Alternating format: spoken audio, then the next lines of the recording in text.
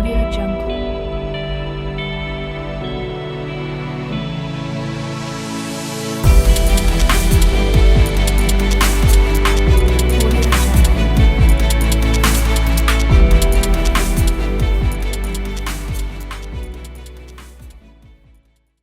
Presentamos a nuestro siguiente expositor. Él es el doctor Camilo Rodríguez. Nos hace su disertación desde Colombia. Él es especialista en medicina interna y neumología.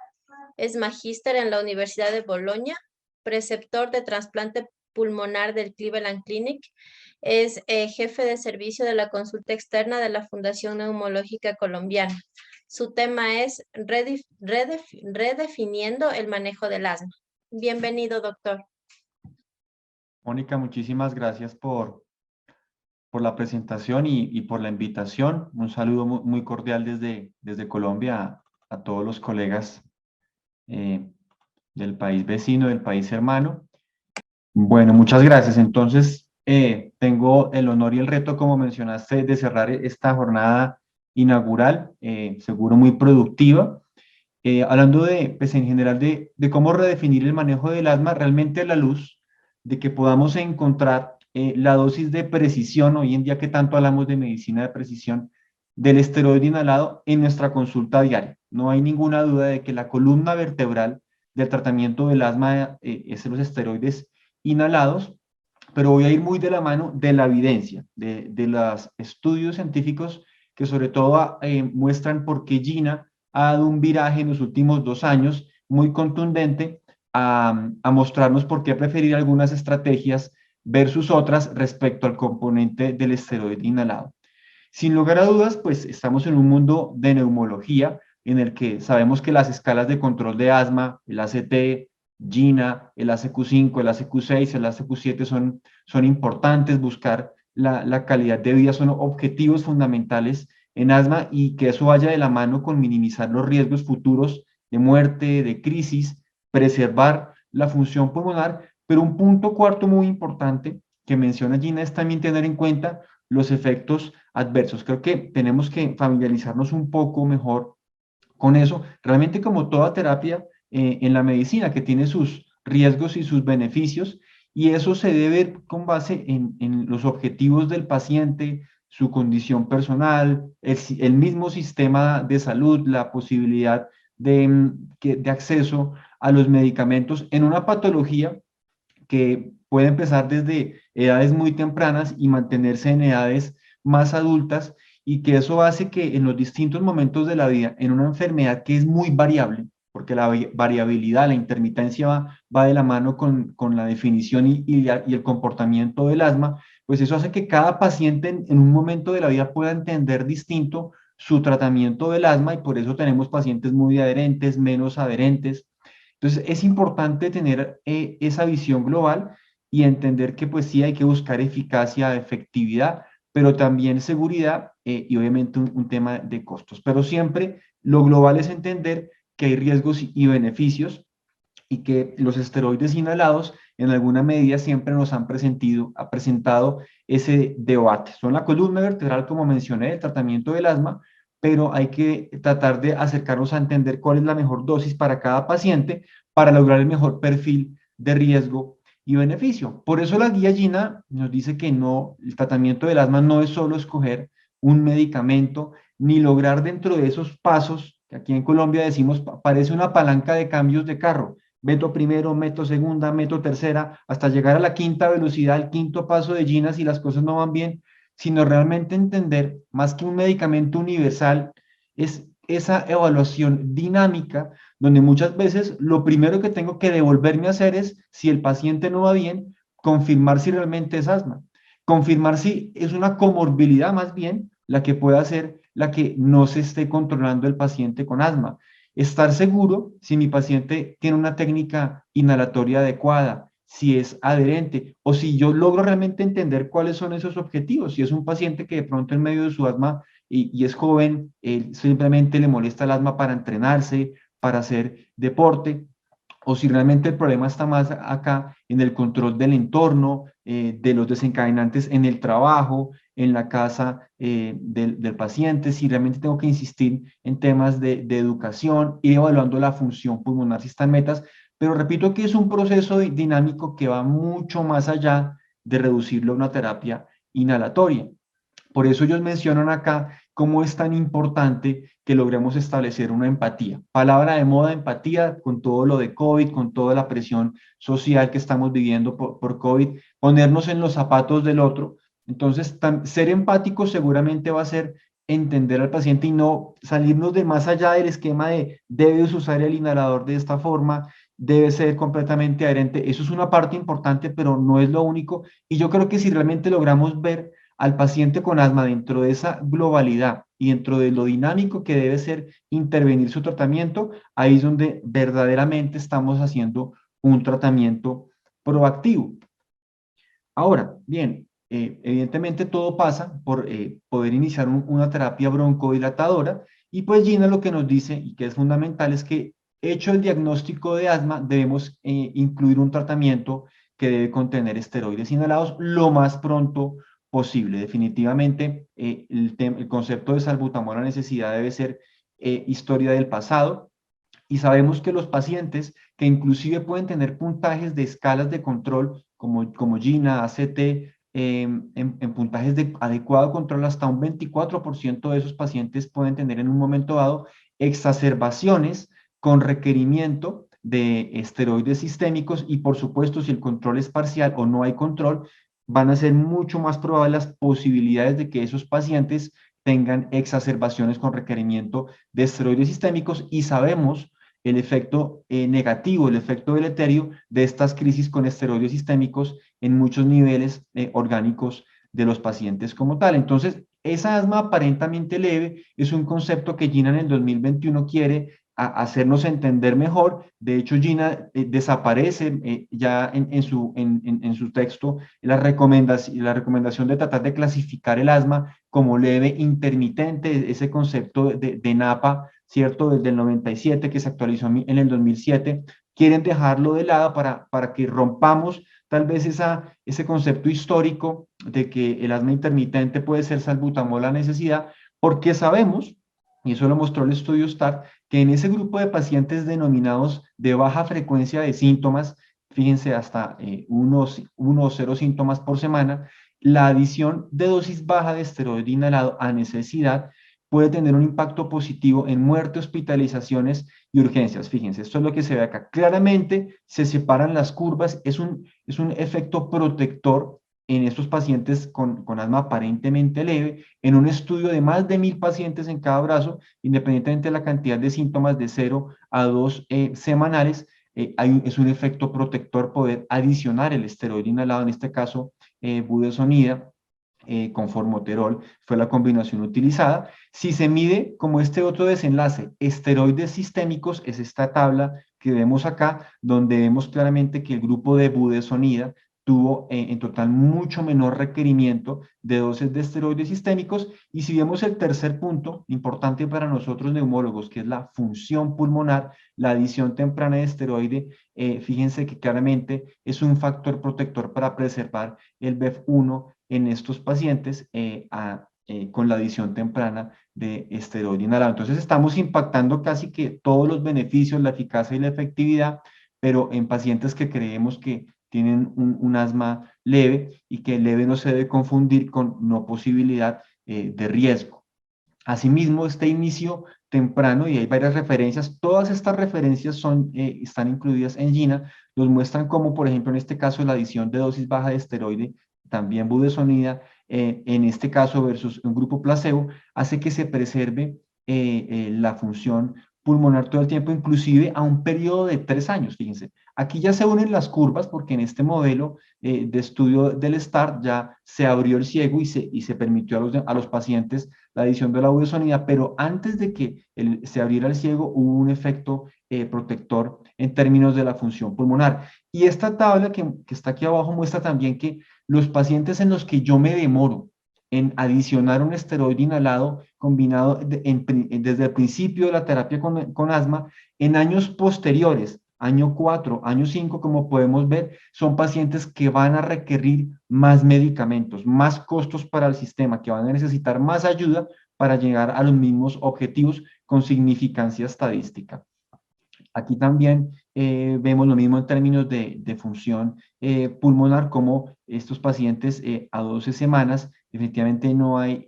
los pacientes logran recuperar una función pulmonar con el inicio temprano de la dosis de esteroide inhalado, pero acá abajo, los pacientes en que se empieza tardíamente el esteroide inhalado no logran llegar después a los mismos niveles de recuperación de la función pulmonar. Y si lo miro no solamente como función pulmonar, sino función pulmonar y exacerbaciones severas, aquí algo muy interesante es estos pacientes como el rosadito, violeta, donde arrancan con una hospitalización severa, pero yo desde ahí los intervengo con adición de esteroide inhalado y fíjense que esos pacientes logran preservar, al igual que pacientes que no han tenido exacerbaciones severas, la función pulmonar. Entonces, muy importante ya tener muy incorporado en nuestro chip, en nuestro accionar diario, que el diagnóstico de asma casi que es sinónimo de incorporación de esteroide inhalado. Por eso, en asma leve, pasos 1 y 2, pues el concepto de esteroide inhalado asociado a formoterol a necesidad, pues va a ser la terapia, como vamos a ver, preferida, la ruta preferida o la que propone Gina en un principio. Aquí vemos cómo, por ejemplo, en este estudio del New England Journal of Medicine, también con más de 1000 pacientes en cada uno de los brazos, pues claro, terbutalina necesidad, es decir, solamente SABA necesidad, fueron donde hubo más exacerbaciones severas, es decir, exacerbaciones con requerimiento de esteroides o con visitas a urgencias, pero que la combinación a necesidad de formoterol budesonida no fue inferior a dosis fijas de esteroide inhalado. Así las crisis fueran leves o moderadas o severas, no hubo diferencia. ¿En qué sí hubo diferencia? Que darle al paciente la oportunidad de usar un esquema de necesidad implicó una dosis acumulada promedio de solo 57 microgramos en promedio, mientras que al que siempre se le está pidiendo usar una combinación fija, con una dosis fija de esteroide, la dosis acumulada es de 340 microgramos al día, o sea que es mucho mayor la exposición a esteroide inhalado en el grupo de pacientes que va siempre con dosis fija. Y adicionalmente, un problema que resalta mucho Gina, y es que la adherencia a las dosis fijas no es muy buena. Aquí, bajo el esquema de un ensayo clínico aleatorizado, bajo un mundo ideal, la adherencia apenas fue del 78%. Nobelstar nos muestra también hallazgos similares, también un número de muestra importante, más de 200 pacientes en cada una de las ramas de tratamiento, albuterol a necesidad, budesonida mantenimiento y budesonida formoterol a necesidad, y lo que vemos es que de ninguna manera en lo que fue las exacerbaciones, pues hubo una diferencia de superioridad de dar esquemas fijos versus esquemas a necesidad. Eso lo podemos ver acá claramente, pues se disparan las exacerbaciones en los que están con salbutamol solamente, en este caso, perdón, con terbutalina, con SABA demanda. Y fíjense que en lo que fue exacerbaciones específicamente severas, exacerbaciones severas del asma, donde se presentaron menos, fue en el grupo de formoterol budesonida a necesidad, por encima inclusive del grupo que tenía una dosis fija de mantenimiento. Y de nuevo, pues pasó algo similar al estudio previo de New England, y es que la exposición que terminan teniendo los pacientes con dosis fijas de esteroides es mucho mayor, fue de 222 microgramos contra 107 del grupo a necesidad, más de un 50% más de exposición a esteroide inhalado sin lograr más control de crisis. Por el contrario, hubo más exacerbaciones severas en el grupo de dosis fija. Y midieron también en el Nobelstar FeNO, no hubo diferencia entre mantenimiento y necesidad como un desenlace importante, el FeNO de función pulmonar. Es importante tener en cuenta, y esto lo recalca Gina, el concepto de nuevo de asma leve, que son pacientes que al final del día 30-37% de ellos terminan consultando a urgencias por crisis de asma, hasta un 16% de esos pacientes con baja frecuencia de síntomas que termina clasificándolos como pasos 1 y 2, son pacientes que en un 16% llegan a tener crisis de asma fatal o hasta un 15% de muerte por asma como tal. Y repito esto, estamos hablando de pacientes que pueden tener hasta menos de 3 síntomas semanales en los últimos 3 meses previos a todos estos registros. Es difícil saber, por ejemplo, ahorita con pandemia, que los pacientes permanecían en casa, ahora están volviendo a salir, en fin, es difícil tener un control muy perfecto del entorno, de manera tal que es complejo saber en qué momento un paciente nuestro con asma se va a exponer a un disparador en su entorno. Entonces, esa dosis a necesidad va a permitir que el paciente realmente se rescate, se broncodilate, pero también tenga una dosis de antiinflamatorio que pueda permitir abortar, y eso es lo que mostraron los estudios que hemos revisado. Definitivamente, además, Gina lo menciona, el concepto de salbutamol a necesidad, más que tener estudios sólidos, es un concepto de tradición oral, un concepto histórico con el que muchos de nosotros fuimos formados,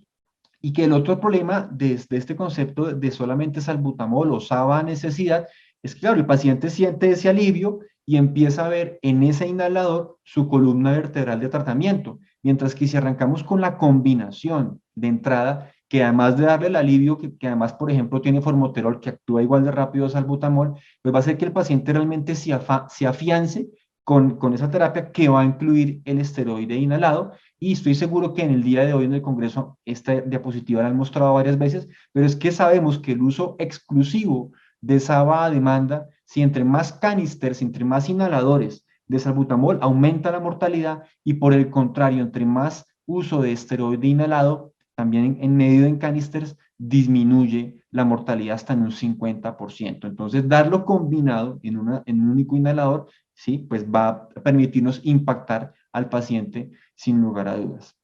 Miren cómo la prevención de crisis, y tal vez pues, uno de los estudios pues, más pivotales y que hizo que cambiaran las recomendaciones de Gina, pues el estudio Sigma. Y algo que quiero resaltar en este análisis post-hoc de Sigma es que uno dice, bueno, pero darle a un paciente el esteroide inhalado y el ABA a necesidad es darle vía libre, es que se vuelva la feria de estarse inhalando, pero resulta que eso no es lo que pasa. Resulta que la mayoría de los pacientes siempre están utilizando menos de 6 inhalaciones, y realmente ningún paciente en los modelos de esquema de necesidad en pasos 1 y 2 requirió más de 8 inhalaciones en un único día. Lo que sí se logra ver acá es que por encima de 6 inhalaciones, fíjense cómo hay una clara beneficio para el grupo de pacientes que están con budesonida, formoterol, más la posibilidad de usarlo a necesidad versus un esquema fijo con terbutalina a demanda. En esos pacientes inclusive hay mayor riesgo, y por encima de 6 inhalaciones hay un control completamente adecuado de las exacerbaciones. Fíjense acá como el grupo azul, pues es claro que es terbutalina solo, es el que tiene más exacerbaciones. Todas estas tablas lo que muestran es exacerbaciones, pero fíjense cómo se sobreponen entre 2 y 4 inhalaciones a necesidad al día, se sobrepone el desenlace de exacerbación severa. Entonces, estos pacientes tienen el mismo beneficio con el esquema de necesidad, pero desde 6 inhalaciones, ¿sí? Fíjense cómo la roja está por aquí en cero prácticamente, la probabilidad de tener exacerbación severa se baja casi que a cero, y fíjense que el grupo verde de dosis fija de esteroide sí mantiene algún riesgo, y por encima de 8 nunca se necesitó. Es decir, no es que se vuelva algo de libre albedrío y que el paciente todo el tiempo tenga que estarse haciendo dosis a necesidad de necesidad para controlarse. Eso no es lo que ocurre bajo el modelo de los estudios. Asimismo, de nuevo, pues Gina dice y aprovecha esa instancia para decir que la adherencia registrada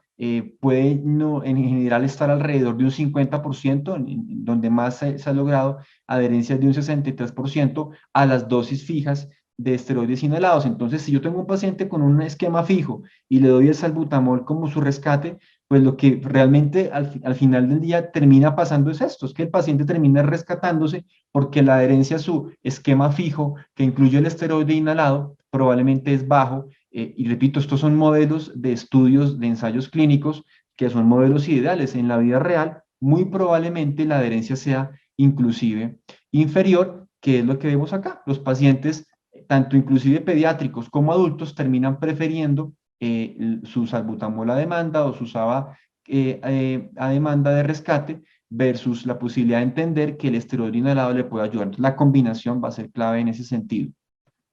Para pacientes cuya meta principal sea, por ejemplo, la ausencia de síntomas en ejercicio, bueno, también hay una evidencia, también esto está referenciado en Gina, y el uso de formoterol budesonida a demanda tiene un igual rendimiento de la función pulmonar con el ejercicio. No hay diferencias, las curvas se sobreponen, como les mostramos acá, tanto al inicio como en fases más avanzadas del tratamiento. La curva que ustedes ven por aquí abajo es de nuevo terbutalina sola, o sea que pues eso es historia del pasado, pero de nuevo acá aclarar que las dosis a necesidad no muestran inferioridad en el rendimiento de la función pulmonar con el ejercicio comparado con dosis fijas. Pero de nuevo, lo que sí hay un beneficio es menor exposición en la carga de esteroide que le doy a mi paciente. 163 microgramos contra 393 microgramos, que es una reducción bastante importante y que si se tiene en cuenta que pues, el tratamiento va a durar muchísimos años, le estoy ahorrando al paciente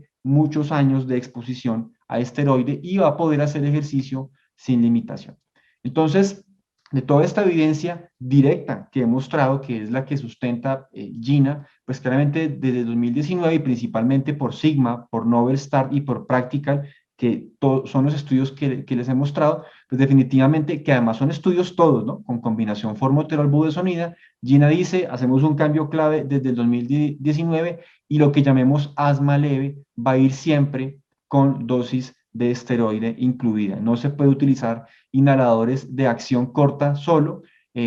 por todo el riesgo que ya hemos mirado, especialmente en exacerbaciones severas. Entonces, el paso 1 claramente nos dice que el tratamiento preferido es la combinación de ICS formoterol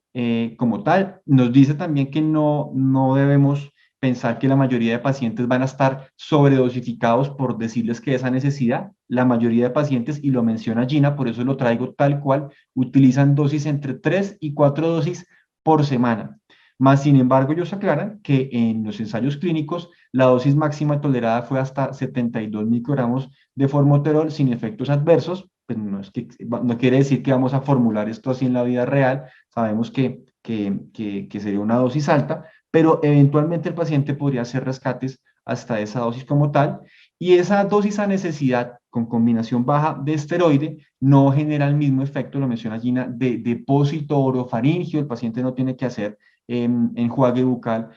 posterior a esto. Y como les mencioné, pues la mayoría de estudios, o los pivotales, son con combinación de formoterol, budesonida a necesidad, pero pues Gina menciona, y va a depender de lo que tengamos a disponibilidad, la posibilidad de tal vez utilizar alguna combinación de formoterol beclometasona, aunque, repito, en pasos 1 y 2 no hay evidencia para tal. De nuevo, pues paso 2 va muy de la mano con paso 1, recalcar esa evidencia que muestra una reducción de un 64% en exacerbaciones severas, no exacerbaciones leves ni moderadas, sino exacerbaciones severas, que de nuevo la combinación a necesidad de formoterol budesonida no es inferior comparada con el uso regular de esteroides inhalados, y que asimismo en la vida real, pues la combinación de formoterol budesonida no es, es superior respecto al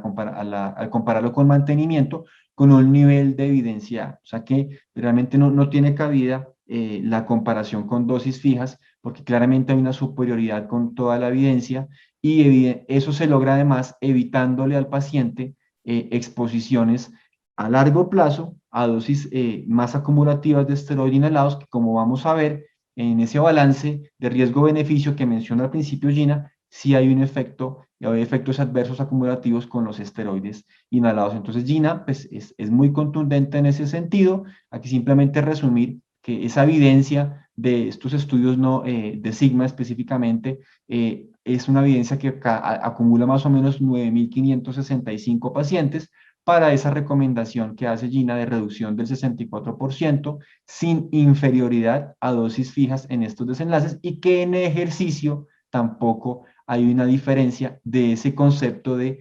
formoterol budesonida a necesidad.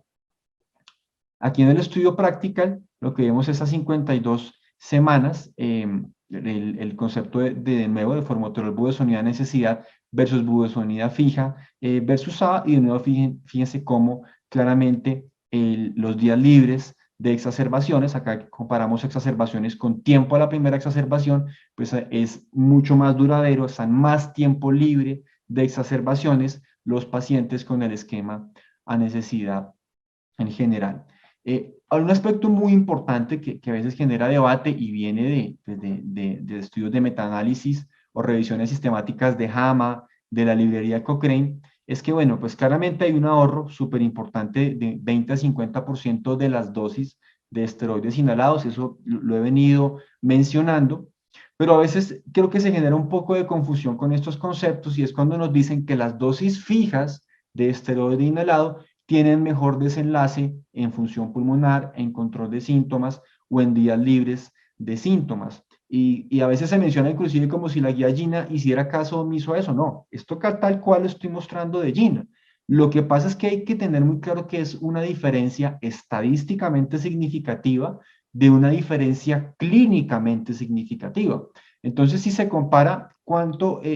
se gana en función pulmonar con dosis fijas más altas de esteroide versus a necesidad, pues la diferencia del FEP1 pasa entre 30 y 50 mililitros. La diferencia del ACQ5 pasa por 0.15 y sabemos que la diferencia clínicamente significativa es 0.5 al menos. Estamos lejos de eso. Y además, este concepto de los días libres de síntomas inclusive no es algo que sea acumulativo dentro del desarrollo a largo plazo a 12 meses en estos estudios. Entonces, no es que Gina no tenga en cuenta eso, sino que Gina lo que dice es que estas diferencias son realmente clínicamente muy pequeñas. Es decir, si yo comparo un medicamento A contra el B y encuentro que el paciente en la caminata de 6 minutos hace 603 metros y con el medicamento B camina 600 metros, pero hay 500 pacientes en cada brazo del estudio, eso seguramente va a ser una diferencia estadísticamente significativa con P menor a 0,05, pero a mí qué me importa que ganar 3 metros más en caminata o qué tanto me importa ganar en una CQ.15, 30 y que además eso no perdura durante lo que la evidencia ha demostrado. Entonces hay que entenderlo a la luz de eso o por lo menos pues la guía Gina nos lo muestra de esta manera como tal. Entonces, definitivamente la recomendación preferida en este caso es la combinación como tal, pero por supuesto pues que está la alternativa del uso regular de dosis fijas de esteroide más ABA a necesidad y tener presente pues que de nuevo ellos dicen que la adherencia es un tema que nos debe preocupar mucho con estos esquemas de dosis fijas, que los pacientes entiendan y en la vida real lo lleven a cabo como tal, porque pues en la comunidad probablemente la adherencia es bastante baja.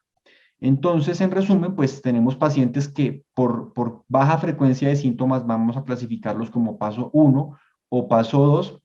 y que esos track o esas vías que presenta Gina, va a haber una vía de tratamiento preferida, que es lo que hemos mostrado con un nivel de evidencia A y B, que son las dosis a necesidad de ICS formoterol, y una vía alternativa, por supuesto, con dosis fijas, como lo hemos mostrado. De nuevo acá pues es el resumen esquemático de esto, lo que tenemos acá pues son los pasos 1 y 2, de nuevo ellos insisten acá en el tema pues de la adherencia y que por eso pues la track preferida, que es esta que está acá, es la de las dosis y en este caso para pasos 1 y 2 de Gina, pues dosis bajas afortunadamente de esteroide en combinación en este caso con formoterol para este grupo de pacientes. Para paso 3 de Gina, vamos entonces escalando ya la gravedad, entonces viene el concepto de terapia MART, no es un concepto nuevo, lo encontramos a veces como MART o como SMART, que lo que hace referencia es a mantenimiento y alivio, eso quiere decir esas palabras, y yo hago hincapié en que hay un componente de mantenimiento, o sea, si se entiende bien, una cosa, ya hablamos en pasos 1 y 2 de a necesidad,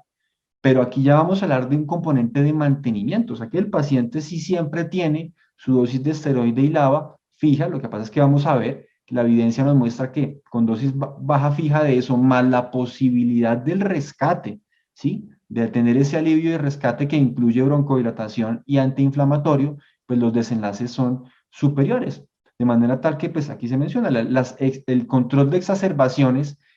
con este concepto de terapia MART de mantenimiento y de alivio de rescate es superior, ¿sí? Cuando se compara con dosis fijas, bajas equivalentes, y no es inferior cuando se compara con inclusive dosis más altas, en lo que más temo yo, que es tener exacerbaciones, pero de nuevo tengo la gran ventaja de que estos pacientes van a estar expuestos a dosis inferiores crónicas de esteroides inhalados.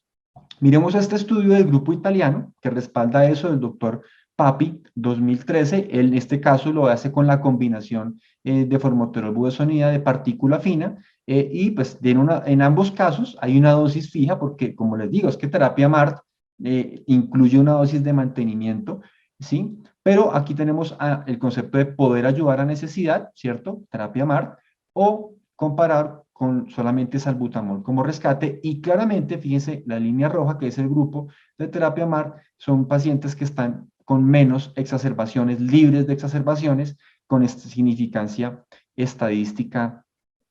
como tal. Aquí con un concepto de dosis distinta de becloformoterol, otro componente, 106 la dosis inferior al estudio previo, pero de nuevo un grupo con el concepto de posibilidad de rescate, terapia MAR o solamente salbutamol, y se replica lo mismo, casi que son fotocopias, este estudio con formoterol budesonida, de este de becloformoterol, también del doctor Papi, mostrando cómo claramente se separan las curvas y los pacientes azules, que son los que tienen una dosis de mantenimiento fija más salbutamol, tienen más exacerbaciones que los pacientes que están con formoterol beclometasona en este estudio, con la posibilidad de utilizar ese mismo inhalador como dosis de rescate en general. De nuevo, pues casi todos hemos leído alguna vez artículos de la colaboración o de la librería Cochrane, y pues Cochrane hace su revisión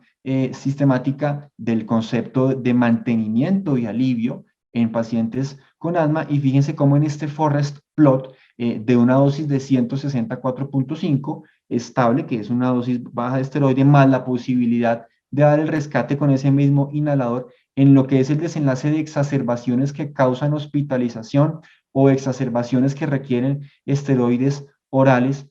comparados con dosis fijas, el Forest Plus claramente nos demuestra que tiene un efecto protector y que estos pacientes van a tener menos de estas exacerbaciones como tal. Y también de Cochrane, pero comparado ya específicamente, desenlace también de exacerbación con esteroide oral, pero comparándolo en este caso con dosis equivalentes o más altas de salmeterol fluticasona, en este caso,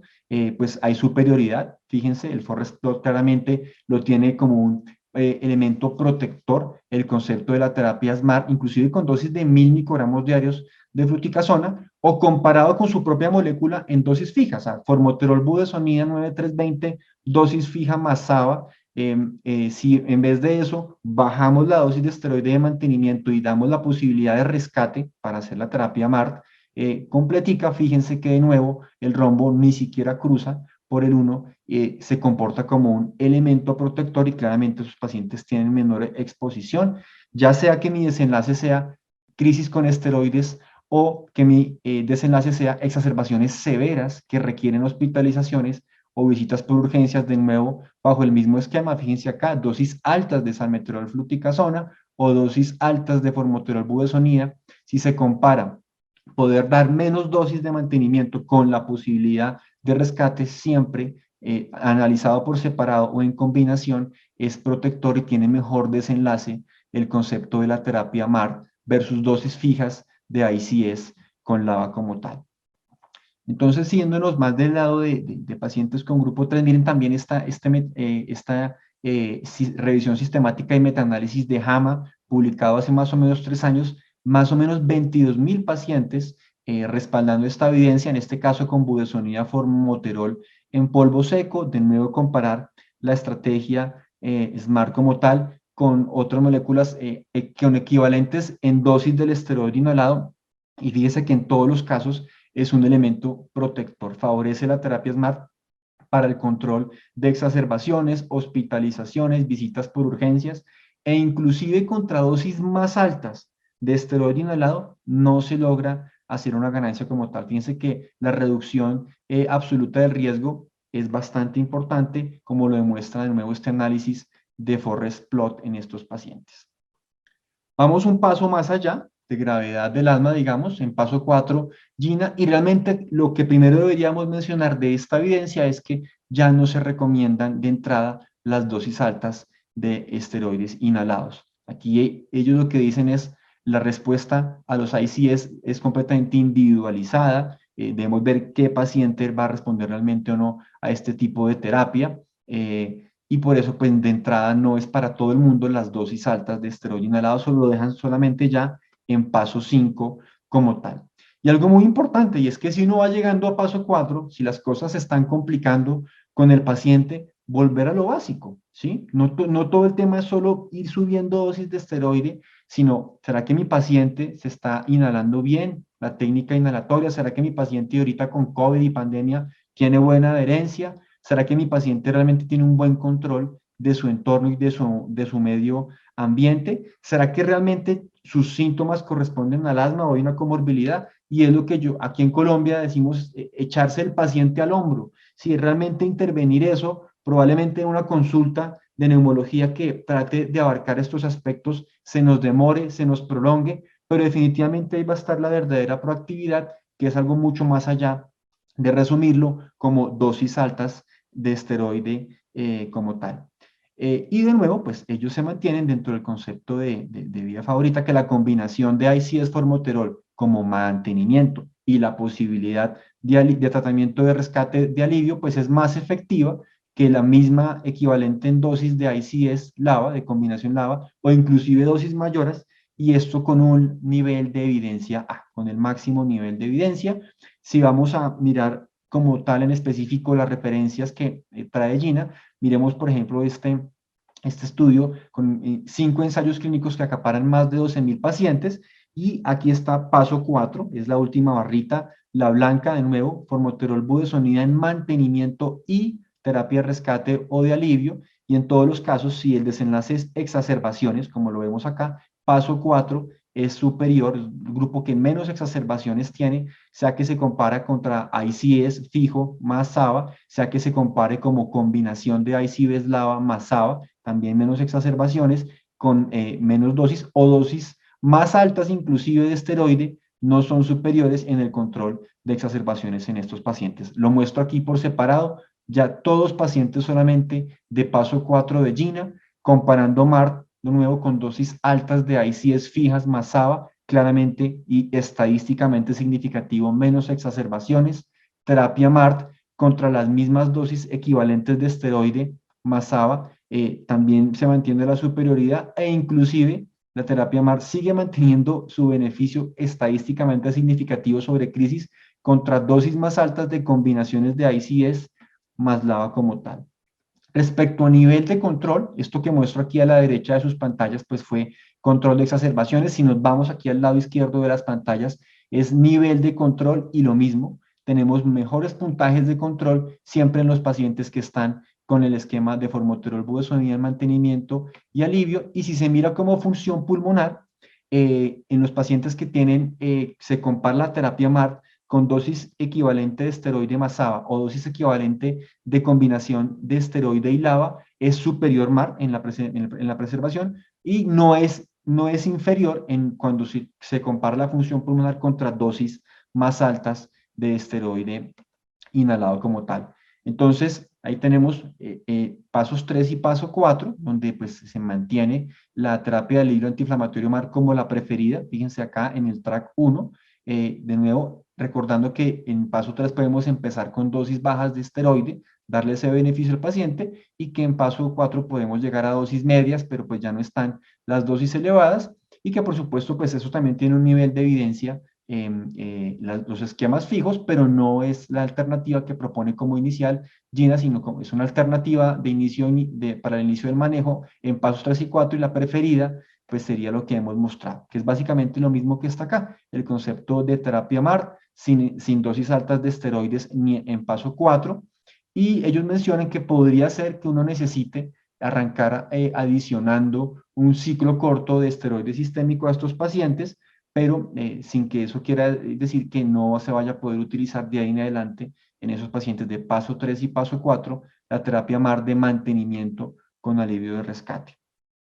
Algo importante para tener en cuenta, y es que así estemos ya en niveles altos de tratamiento, ¿cierto? En terapias combinadas, en terapias combinadas con medicamentos orales, seguimos teniendo el problema definitivamente de poder tener exacerbaciones. O sea, básicamente el paciente con asma siempre tiene ese riesgo. Entonces, ¿cómo vamos a armar, cierto? ¿Qué elemento le vamos a dar al paciente para poder evitar esas exacerbaciones? Y esta es una referencia del año pasado del European Respiratory Journal, donde ellos comparan la terapia de alivio antiinflamatorio MART versus dosis fijas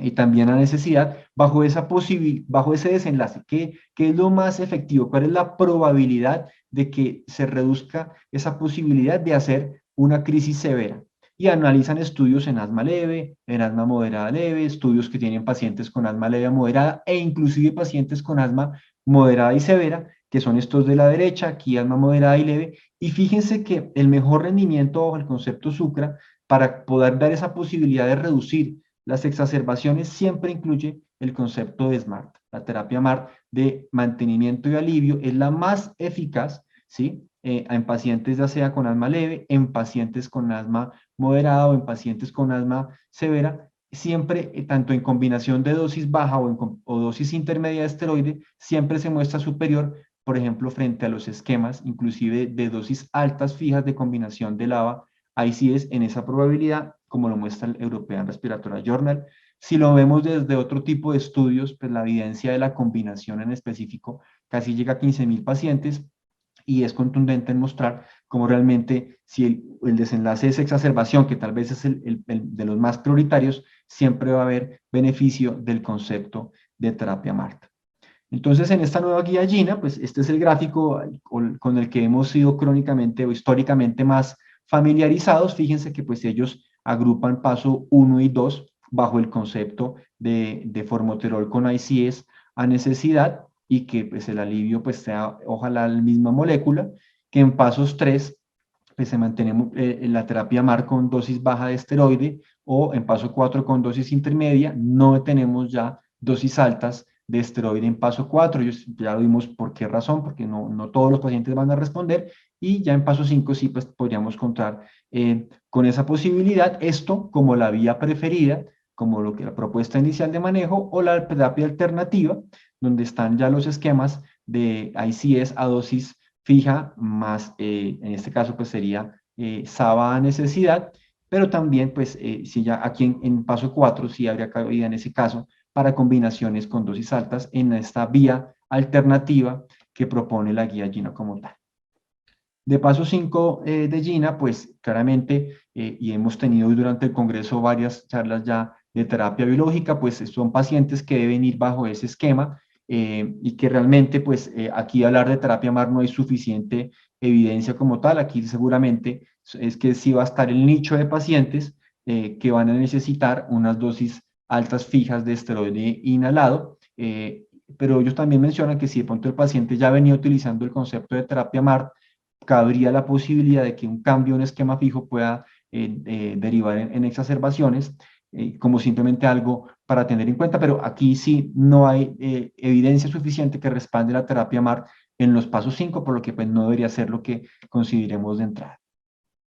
Ya en la recta final quiero recalcar el concepto pues, de riesgo, de que debemos clasificar muy bien en qué dosis de esteroides que vamos a tener a nuestros pacientes, conocer muy bien porque hay combinaciones que de entrada me van a dejar a mis pacientes en dosis altas o en dosis intermedias y desafortunadamente pues esto no es inocuo. Claramente, y estoy hablando de asma, no estoy hablando de pacientes adultos mayores con EPOC, sino de pacientes con asma, está demostrado cómo pues evidentemente hay una relación del uso de esteroide inhalado con trastornos del metabolismo óseo,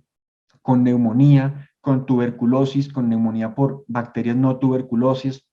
con prevalencia de catarata. Y en este estudio, pues claramente, y hay varios, el riesgo de osteoporosis, de fracturas de fragilidad, tiene que ver no solo con uso de esteroides sistémicos, sino con uso de esteroides inhalados. El uso de esteroide inhalado es un factor de riesgo independiente para estos desenlaces de fracturas por fragilidad y osteoporosis.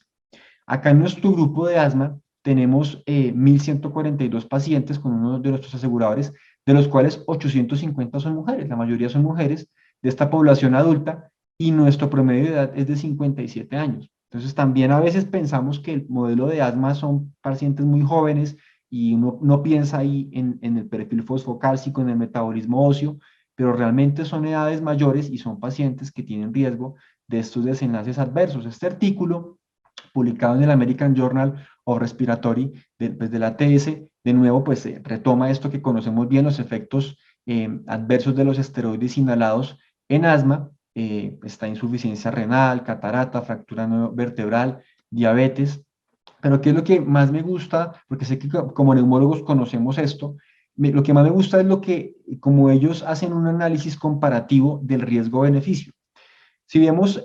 aquí dosis hasta 250 microgramos diarios de fluticasona en equivalentes, vemos cómo, fíjense que un 85, casi 90% de los pacientes van a obtener estos beneficios con esas dosis. Es decir, beneficio en el BEF1, en el pico expiratorio flujo de la mañana, de la tarde, la necesidad de uso de medicamento de rescate, exacerbaciones severas, despertares nocturnos. Fíjense que todo este beneficio lo voy a lograr en el 85% o más de los pacientes con dosis de 250 microgramos hasta ahí de esteroide inhalado. Cuando yo ya subo la dosis a un rango intermedio o inclusive alto, fíjense que lo que se gana en nivel de beneficio y de control es muy poquito. Gano muy poquito, pero lo que sí se dispara son estas líneas que están acá, que son los efectos sistémicos adversos. ¿Sí? Por encima de 500 microgramos en equivalentes de fluticasona propionato o más se disparan esos efectos adversos. De manera tal que seguramente esto pues tiene que ver con lo que menciona o propone Gina en esta nueva versión, y es esto, es que realmente debemos buscar distintas estrategias antes de paso 4 y que considerar, ¿cierto? Dosis altas queda para paso 5 porque definitivamente el riesgo-beneficio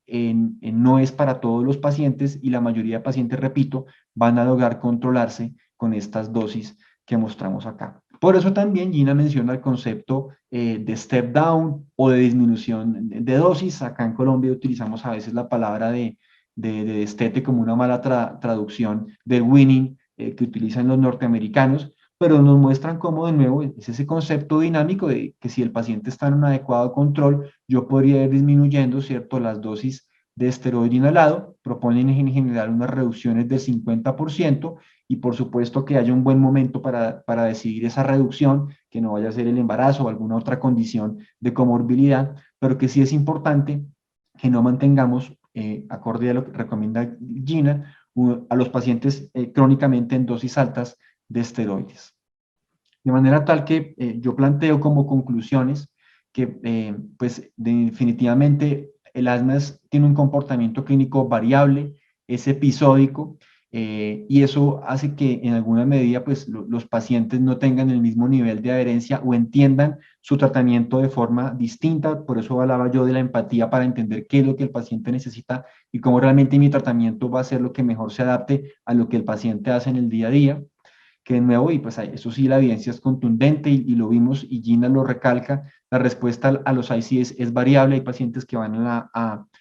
definitivamente tener un óptimo control la mayoría de las veces con dosis bajas o intermedias, pero no todos van para dosis altas. La adherencia es algo que preocupa cuando los esquemas son fijos y por eso el concepto de necesidad gana peso, gana un sustento y una veracidad en la vida real. Dosis fijas crónicas de esteroide no han mostrado que sean superiores para calidad de vida ni para los demás desenlaces, y seguramente que el entendimiento de esto es que al educar debe ir de la mano de entender la necesidad y percepción del paciente. Yo no creo que un paciente con asma paso 1 o 2, o inclusive 3 de Gina, que se controle bien con necesidad o con una terapia SMART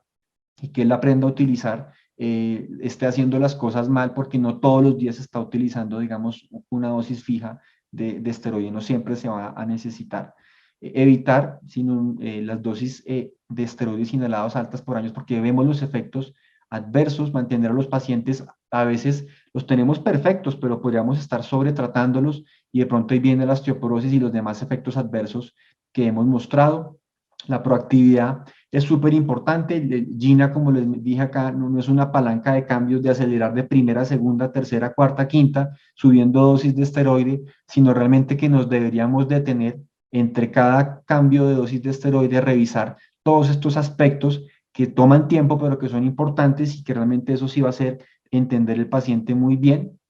que definitivamente pues esta versión de guía GINA 2021 nos muestra cómo la combinación de ICS formoterol a necesidad en pasos 1 y 2 es más efectiva para crisis graves, me ahorro la exposición a dosis de esteroide, no hay diferencia para que el paciente tolere el ejercicio y que si ya hablamos de pasos 3 y 4, pues el concepto de terapia MART me ayuda a que tenga menos exposición a esteroide inhalado, que el concepto de mantenimiento y terapia de alivio tiene estudios desde hace 15 años y se mantiene y por eso lo deja en este caso ya inclusive como terapia preferida, es el concepto que utiliza Gina como tal,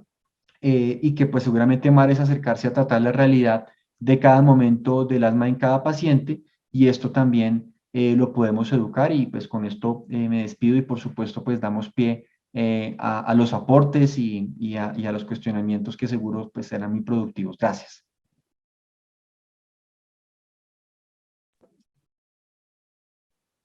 Muchas gracias, doctor Rodríguez. Tenemos unas preguntas. Em, la primera, ¿qué es más importante, el control de los síntomas o las exacerbaciones? En Sigma 1 y 2, la terapia por razones necesarias fue inferior en el control de los síntomas e igual en prevenir las exacerbaciones que la terapia fija. Ok, excelente pregunta. Yo pienso que cuando hablamos de exacerbaciones es importante que los desenlaces de sigma son exacerbaciones severas, que al menos son pacientes que van a requerir ciclos de corticosteroides. Entonces, pues ahí sí ya estamos hablando de dosis altas y sistémicas y que sabemos que a largo plazo eso implica más hipertensión, más catarata, más fractura, más riesgo de hipertensión arterial, más riesgo de diabetes. Entonces, no, o una visita por urgencias, entonces no son desenlaces menores. Yo pienso que lo primero es que un paciente no se exacerbe. Además, no sabemos si una de esas exacerbaciones pueda llevar hospitalización en UCI, o sea, tenga un riesgo fatal. Yo pienso que si el desenlace es ese tipo de exacerbación, que es lo que estos estudios muestran, para mí sería una prioridad. Y por supuesto, teniendo ese control, trabajar en el control de síntomas, que para el paciente, sin lugar a dudas, es lo más importante. Y de nuevo hago salvedad, y lo menciona claramente Gina, que la diferencia de control de síntomas, repito, que menciona en la pregunta, es estadísticamente significativa, pero no es clínicamente significativa. Es una diferencia de apenas 0,15. Entonces, si yo tengo un paciente que está fuera de control de síntomas, ya sea por ACT en este caso, o por GINA, perdón, o por ACQ5, por ACQ6 o por ACQ7, no está demostrado que vaya a lograr un control inferior con la terapia a necesidad, o que eso sí lo meta en metas de control, porque no es una diferencia clínicamente significativa, y si por el contrario, los pacientes se van a exponer a dosis mucho más altas de esteroides inhalados. Entonces, por esas razones que pues está muy bien completamente certero lo que plantean del estudio Sigma, pero pues por eso es que Gina cambia la recomendación, porque, repito, una cosa es diferencia estadísticamente significativa y otra cosa es diferencia clínicamente significativa.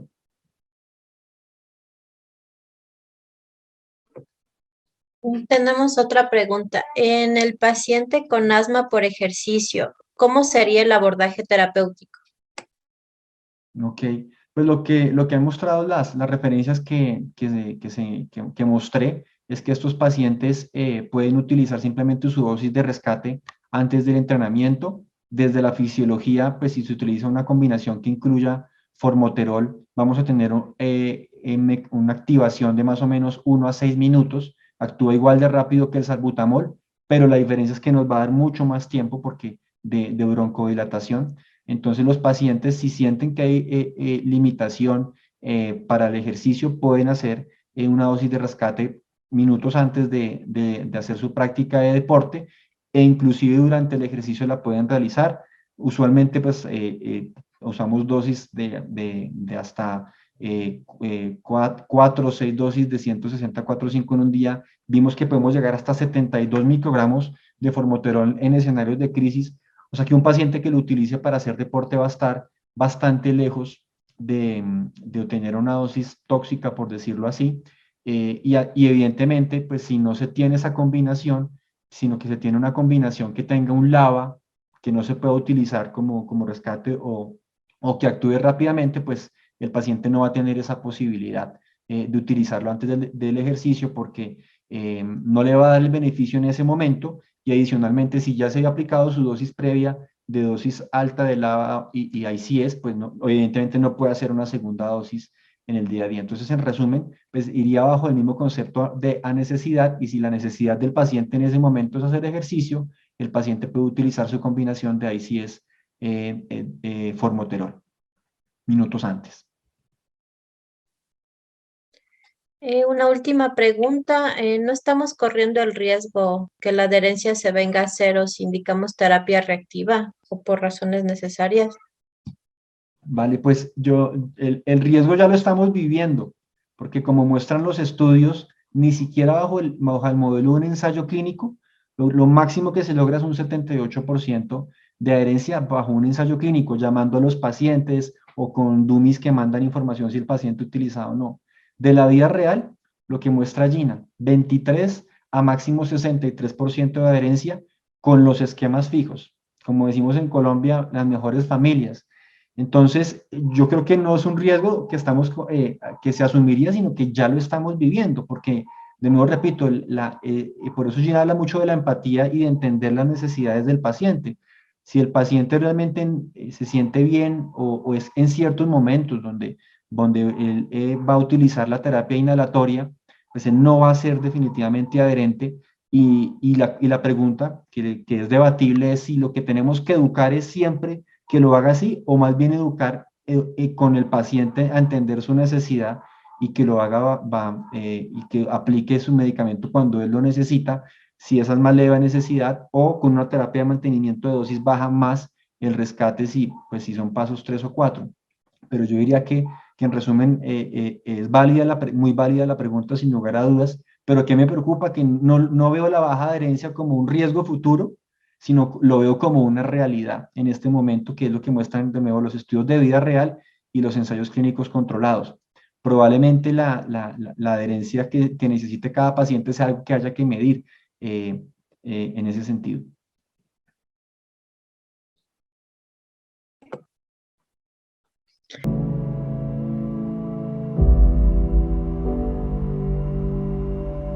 Audio Jungle.